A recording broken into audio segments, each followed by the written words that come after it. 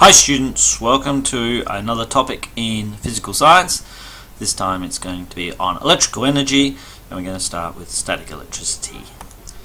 Now, just recapping what we already know about the atom, we know that we have a nucleus with positive charges in the protons and the neutrons with no charge, and then we have electrons orbiting around.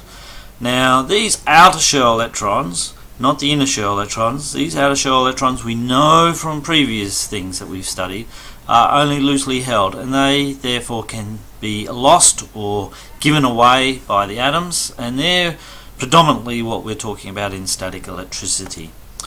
And there's been a lot done on static electricity, and really we only need to know a tiny little bit about static electricity, and all we need in physical science, all we need to know is that static electricity is about a very simple current flow of electrons. But people who have studied electricities, I might be able to demonstrate a couple of things to you. If you've ever rubbed your feet on carpet and made a spark, that's an example of static electricity. When you're taking a polyester jumper off, you hear lots of sparks and crackling. That's static electricity. Sometimes when people get in and out of cars, they get a spark. That's all static electricity, and it's been studied for a long time because it was relatively easy to study, but in the modern world we are predominantly using current electricity. Static electricity still has a use, and it's used in things like photocopiers, use it quite a lot, and a few other machines, but we don't need to know much about it.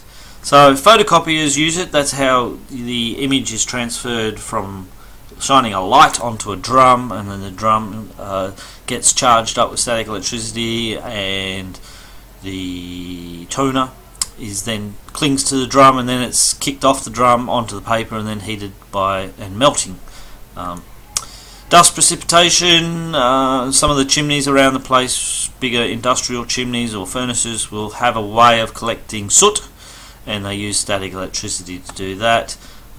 If you've ever been spray painting, some spray painters just spray it on normally, but some of the panel beaters will use a static electricity technique where it makes most of the paint go onto the actual metalwork. You charge up the paint and you charge up the metalwork, and it's attracted to each other, so it actually clings, gives a very smooth coating and a lot less wastage.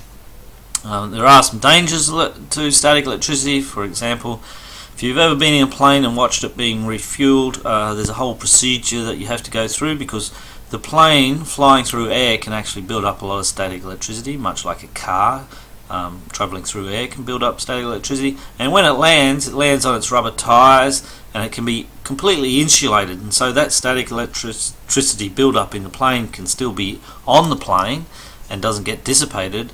And in the old days, when people used to fuel up the vehicles or the planes, when you bring the fuel up you're actually earthing the plane, and a spark would erupt and cause the fuel to burn.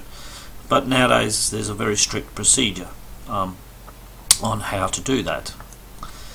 Cleaning oil tanks, probably nothing you've seen about, but they have to make sure that there's no spark. So how do you clean a tank that's had a very volatile material in it without generating sparks? Very carefully, I'd say. And working with chips. Now, these are potato chips. They are computer chips, and if you've seen someone working on a computer, you may have noticed that they either have a practice where they constantly touch the bench, or they might have a clip that they clip onto themselves and the bench. And that's so that if they're wearing a nice polyester shirt or something, or they're rubbing on the chair, they don't build up a charge. And it only needs to be a very small amount of charge, because if they build up that charge and then are tinkering with the circuit board, that charge can flow through all that circuitry and fry it, basically, even though it's a very small amount.